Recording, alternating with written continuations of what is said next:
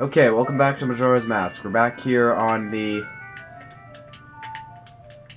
Sorry. We're back here on the dawn of the first day, and this time we're actually going to be starting the next area after, like, 3 parts of me saying that's what we're doing next.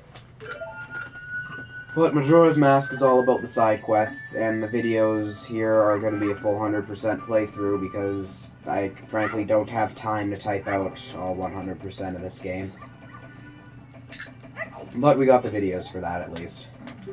Hey! Oh yeah, and Evan's back. Forgot to mention that. Anyway, Oh, we're gonna be hi. we're gonna be heading out the southern gate real quick, and we should have used the eastern gate, I guess, but whatever.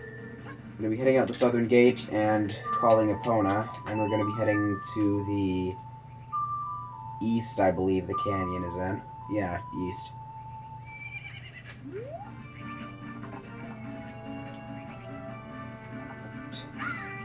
We've already seen us go to the canyon, so I think I'm going to pause the video and meet you over there.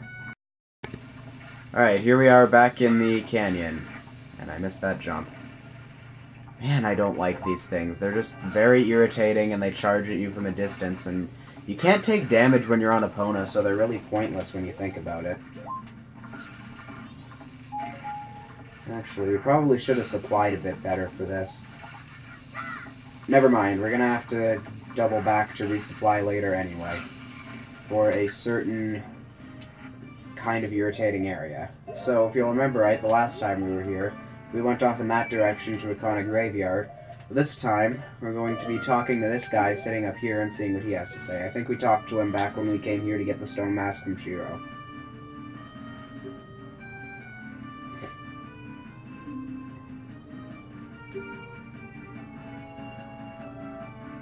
So apparently this is basically like a haunted kingdom where ancient spirits wander. He's saying this isn't a place for one such as us. We're gonna have to collect a mask of wandering spirits near the ranch if we want to get in. Fortunately, if you remember right, when we raced against the Goron brothers quite a while ago, they gave us this mask. The Garo's mask is what it's called, by the way. Apparently, it's the mask of the ninjas, which is a typo. Ninjas is not a word, it's supposed to just be ninja.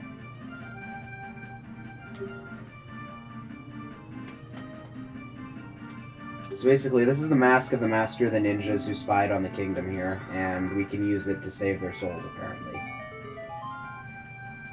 So, we're going to be sure to use this mask for that, I guess. But, in talking to him, he's going to make this little tree here appear, and which allows us to hookshot our way up. Here we got a new enemy. This is called a Ninjaron, I think they're called. And basically, they're rocks that explode. They're really no threat. Just put up your shield and they're dead.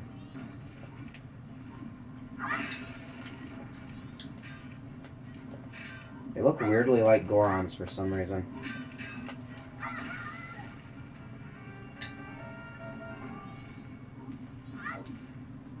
Alright.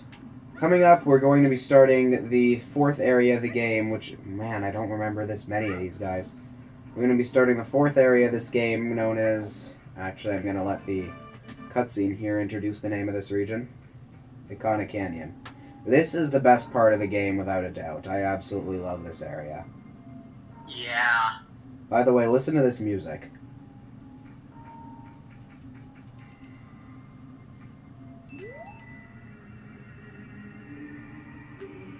There's an invisible thirst for blood all around us. Creepy. And over here, we have this guy. Remember him back from Flocktown? That's a nice sword you have. Yeah, he's the guy who was trying to steal the bomb bag. Wait a minute, what was that? Hold on just a second. Alright, we're back. Sorry about that. Just a small interruption. No big deal. Apparently frightening ghosts have been appearing. Ghosts of the kingdom's royal family. Apparently he just moved in here because the only people left are this parent and child living up in a house up there. And he wants to see our sword, so we're gonna say no. He's a thief. Tattle won't let you lend him your sword anyway. But, if you'll remember right, Tattle was mentioning something about an unseen bloodthirst looming around us, so let's put on our Garo's mask and see what that was all about. And we get one of these guys who pops up, and they are called Garo robes. Basically, they're just ninjas. Block them with your shield, hit them with your sword, they're no threat at all. They'll basically just say you were spectacular.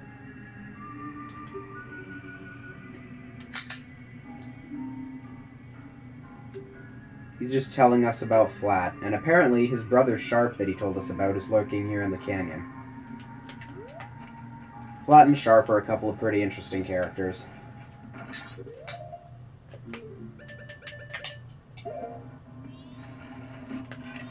You might wonder why The Composer Brothers? Yeah, the Composer Brothers. And you might wonder why I just went silent there. I realized that we need arrows, and I don't have any arrows. So, that means we're going to be pausing the video and coming back once I get some. So, give me a minute. Yes, we're both muted. Alright, we're back and resupplied. Just on this hallway back to the canyon again. I have the stone mask on to avoid those ninja along this hallway. I don't think they appear at night. Alright, so that was kind of embarrassing, but we're back here now, so let's get back to it. Gonna want to have the Garo's mask out. Because there are a lot of Garo in this area, and they all have interesting things to say.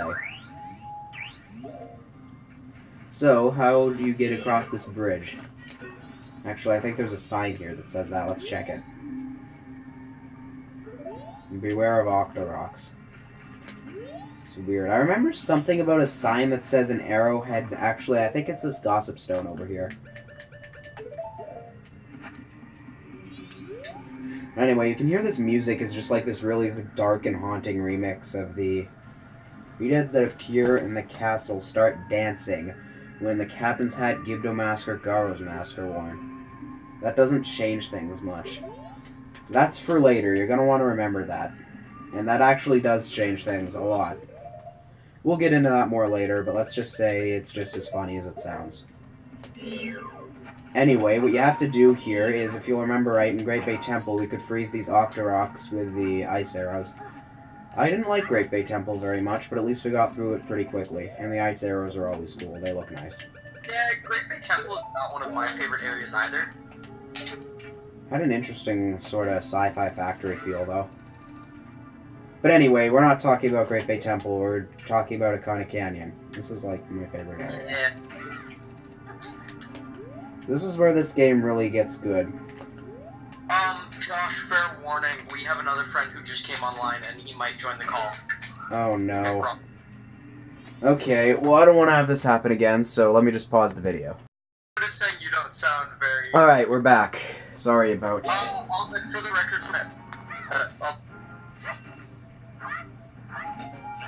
Alright, these are just the freaking guys again, they're no threat. Also, hit this owl statue, it's important. That way, if you forget to buy arrows, you don't have to walk all the way back. Like me. Alright, so, here we are in Akana Canyon. This is a cool area, let's just say that. I've already mentioned that, I know, but we're gonna put on the Garo's mask. And here we have another Garo. Those things always kind of startle me. They definitely look cool, though. I really like these guys' design.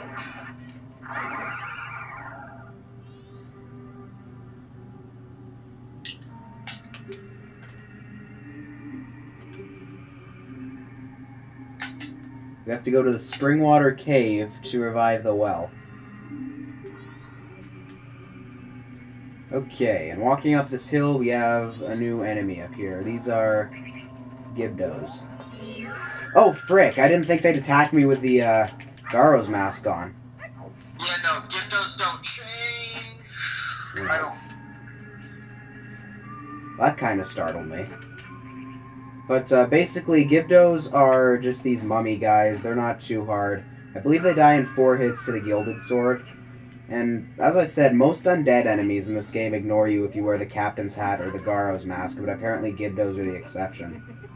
And here we have Tingle again. I'm just going to skip his dialogue, where you've heard it already. We're just going to do the obvious thing and buy the map of Akana Canyon. He's just gonna call it Stone Tower for some reason. He has a really overpriced map of Clocktown here if you didn't buy it on the first 3 days.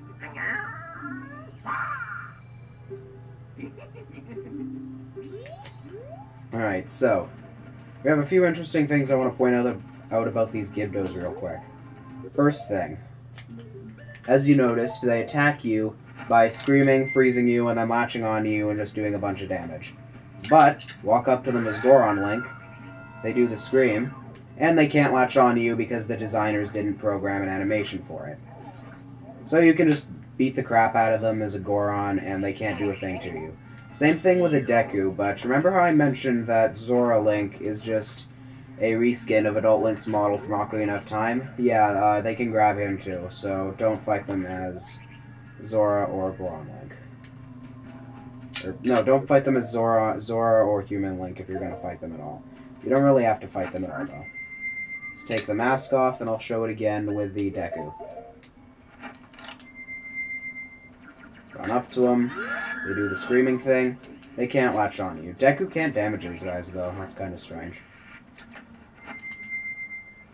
And last interesting detail about this enemy. Also, these have been recurring enemies since Zelda 1. Oh crap, that kind of scared me, actually. Gibdos are honestly one of the more annoying enemies in Zelda. They are annoying. A lot of people are really scared of these things, too. I don't know why. Let's shoot him with a fire arrow. Well, I mean, I understand if you played Zelda when you were really young, then they might be a little afraid, but, like... Yeah, but I've seen, like, people who are, like, in their 30s online playing these games, and they're terrified of these things. Fair point. That I don't understand, but... Alright, let's put on... If you noticed, I attacked... Oh, frick, this one... Ugh. Okay, so now they changed from... That one changed from a Gibdo to a Redead because I shot it with a fire arrow. Gibdos and Redeads are the same enemies, they're just reskins. I don't know why they're attacking me even though I'm wearing the captain's hat and the Garo mask. I don't think they're supposed... Oh, never mind. It's only the ones in the... It's only the ones in the castle, which is later, that don't do that. So anyway, don't do what I did and run up to those with the Garo or Garo's mask or captain's hat on, because that doesn't change very much. Yeah. But anyway, enough about those enemies. Basically, if you want to fight them, don't use the Goron form. Use the Goron form or a mask that we're going to be getting later. But once you're done over there, walk up that ramp back there and head into this cave. Sort of like a lot of skeletons, purple mist, looks pretty creepy. Let's walk up to the center and see what's going on in here.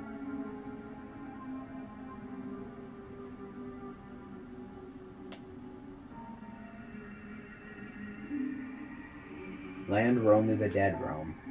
Creepy.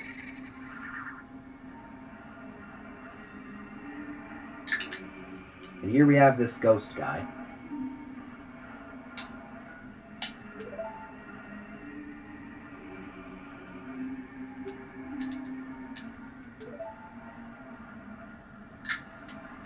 Basically, he's saying that he's asking us if we want to join the ranks of the dead because the living don't belong here.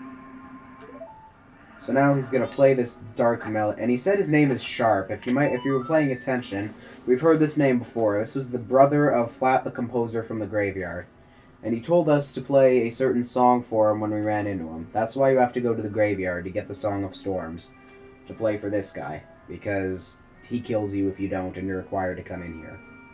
But I think we learned another song about healing lost souls that should work a lot better, so let's play that instead.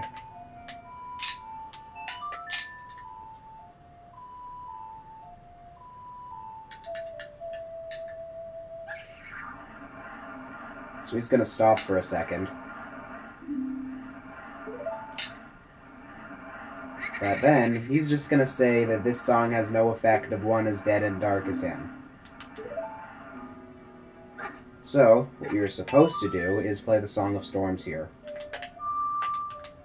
You just get some interesting dialogue if you play the Song of Healing. It's sort of a theme of this area that the Song of Healing can't heal everything, which it has been healing everything up to this point. But playing his brother's song seems to have gotten through to him.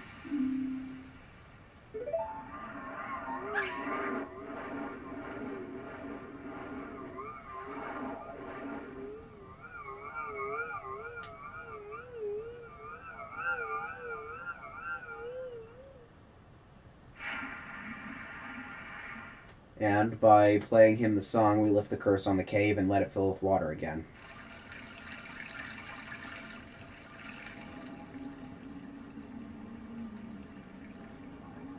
And if you pay attention, I believe a Garo could tell you this, that this music box scares away the Gibdos when it's propelled by water. We didn't see that dialogue, but I knew what to do. But if you talk to enough Garos, then you'll hear that eventually. Or maybe it's Seika who says that. Basically, that music box scares away Gibdos, but since Sharp cursed the cave, it couldn't spin.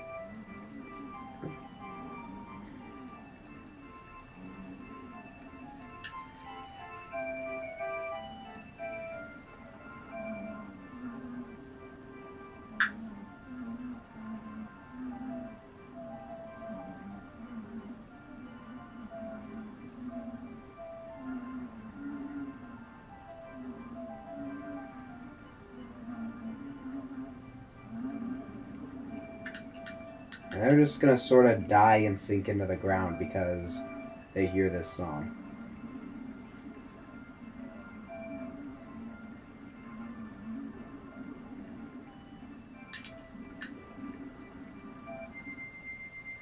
That's the end of them. If you were to approach that door, it'd be locked and you'd get some dialogue about how my father is not one of you. I forgot to show that, sorry. But we'll be coming back here on another day. Flat, my dear brother. He dreamt of the revival of the royal family. I don't know what's with that line because that's never brought up again. Ye who do not fear the dead. We're going to be hearing that line a lot too.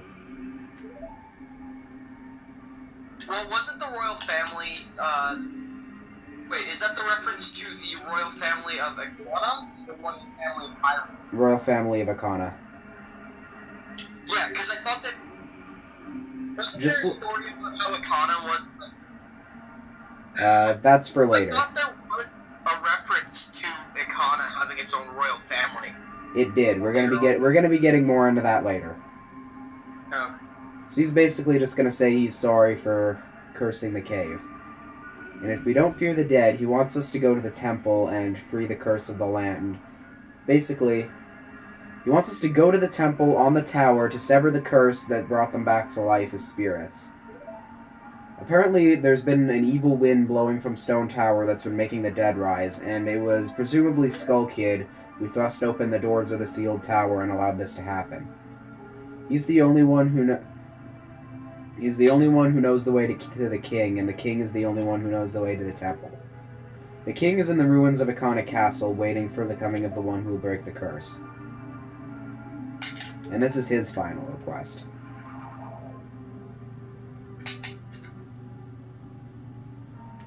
Alright, so we have our next objective. Go find the king so we can get into the temple, shut its stone doors, and block the curse of this land. Pretty interesting story, if I do say so myself. And, up here, you might notice that the music box is playing a song. This song is reused from Mario 64. It played on Big Boo's Carousel, I want to say. Kinda interesting how they did that. If you run up here, you'll notice that there's this little girl looking at the water, but she just runs inside the second she sees us. She's going to be important for later, but I want to explore around here a little bit more. A lot more Garo spots. Let's read this sign in front of this thing. This is the closest thing to a castle I see around here, so let's check it out. The sealed gate shall never open. Well, looks like we're going to have to find another way in. But we'll be finding that another way in next time around. So, I'm going to go up to this owl statue and save, and we'll be back for more Majora's Mask a little later.